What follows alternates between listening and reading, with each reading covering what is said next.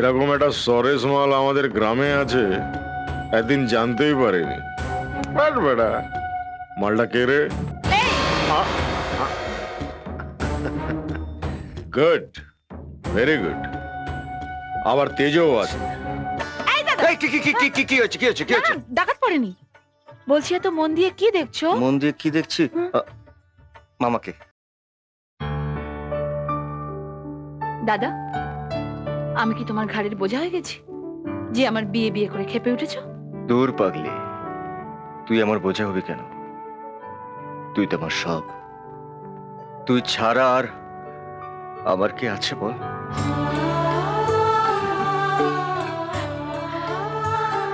বাবা মা মারা যাবার পর থেকে তোকে আমি কোলে পিঠে করে মানুষ করেছি। তুই এখন বড় হয়েছিস। বাবা মা বেঁচে থাকলে যা করতেন আমি ঠিক তাই করছি। তোর জন্য একটা ভালো পাত্র দেখব, তোকে একটা ভালো ঘরে বিয়ে দেব, তুই সুখে সংসার করবি।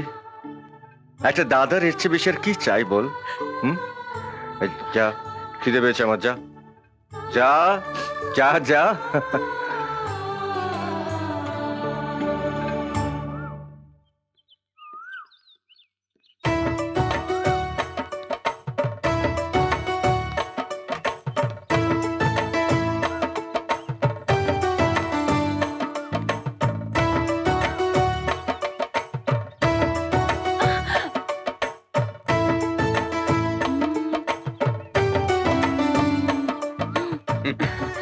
কোথায়?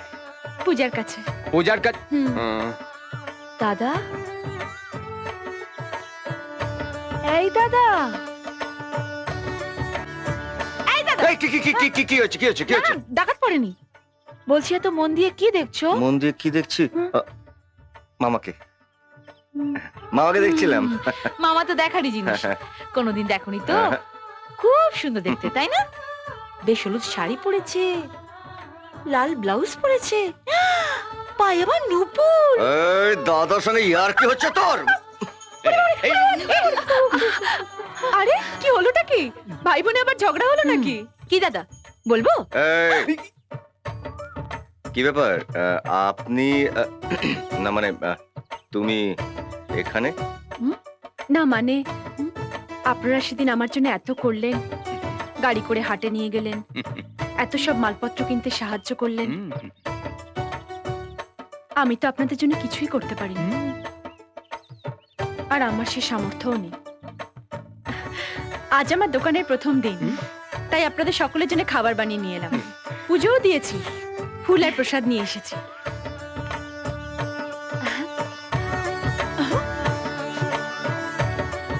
এবার তোমার দাদাকে দাও। তুমি দাও। কি হলো? দাও।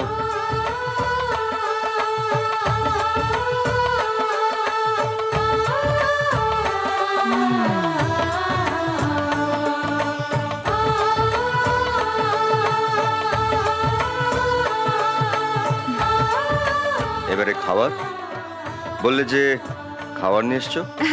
ফুলটা ধরো, খেয়ে দেখুন আপনার কেমন লাগে। মুখে দেওয়া যাবে তো? খেয়ে দেখুন না।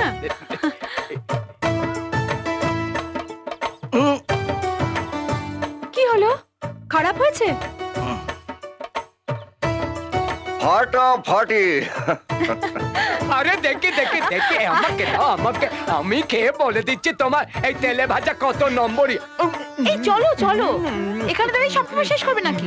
ভেতরে চলো, আজকে তোমাকে না খাইয়ে ছাড়ছি না। চলো। নিয়ে যাও নিয়ে যাও। আরে পেঁয়াজিটা, এই পেঁয়াজি পেঁয়াজি।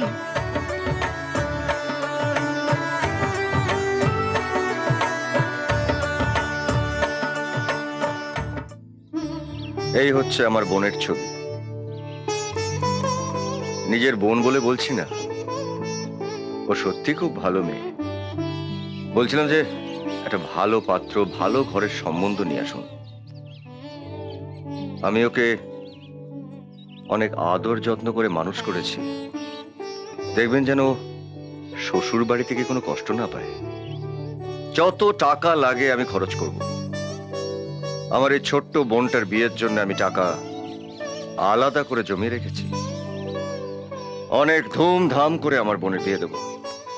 আশেপাশের 5টা গ্রামের লোক এই বিয়ে দেখবে।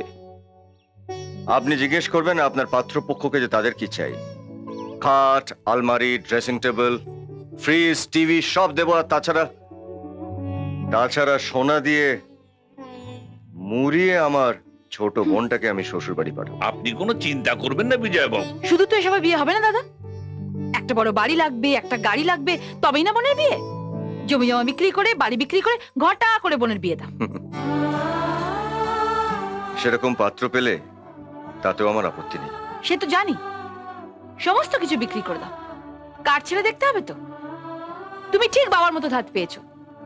বাবা ধার করে সবার জন্য কর্তব্য করে গেছে, আর সেই ঋণের বোঝা চাপিয়ে গেছে তোমার ওপর। আর সেই ঋণ শোধ করতে তোমার প্রায় অর্ধেকটা জীবন কেটে গেল। কত কষ্ট করে তুমি সেই ঋণ শোধ করেছো সবই তো আমি জানি দাদা। আজ এতটুকু সুখের মুখ দেখেছো, তাও সব খরচ করে ফেলবে আমার বিয়েতে। আচ্ছা দাদা, একবারও কি তুমি তোমার কথা ভেবে দেখেছো? একবারও ভেবেছো তোমার জীবনে যে মেয়েটা আসবে তাকে তুমি কি দেবে? নাকি এক কাপড় পরেই তাকে সারা জীবন ঘর করতে হবে? ঠিক আছে, ঠিক আছে, সব ঠিক হয়ে যাবে। এসব নিয়ে তোকে ভাবতে হবে না। বিজয় বাবু, আপনার বোনের জন্য আমি সুপাত্রের সন্ধানই এনে দেবো। তাহলে এখন আমি আসি। আসুন।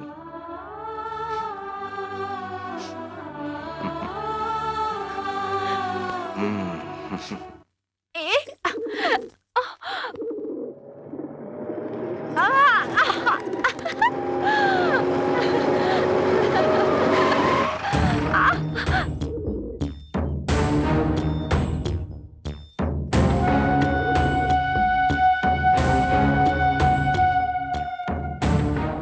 বাহ বাহ, এরকম একটা সরেস মাল আমাদের গ্রামে আছে একদিন জানতেই পারিনি। বাট বেটা, মালটা কে রে?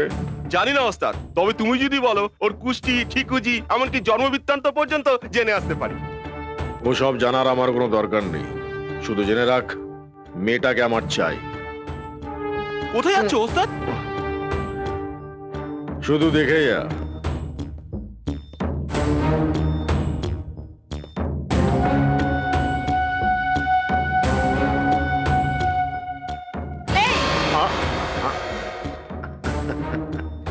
Good, very good. আবার তেজও আছে। শোনো, কোনো পাকা ফলকে রঘু গাছে থাকতে দেয় না, হ্যাঁ, পেড়ে নেয়। চলি। জানোয়ার কথাকার।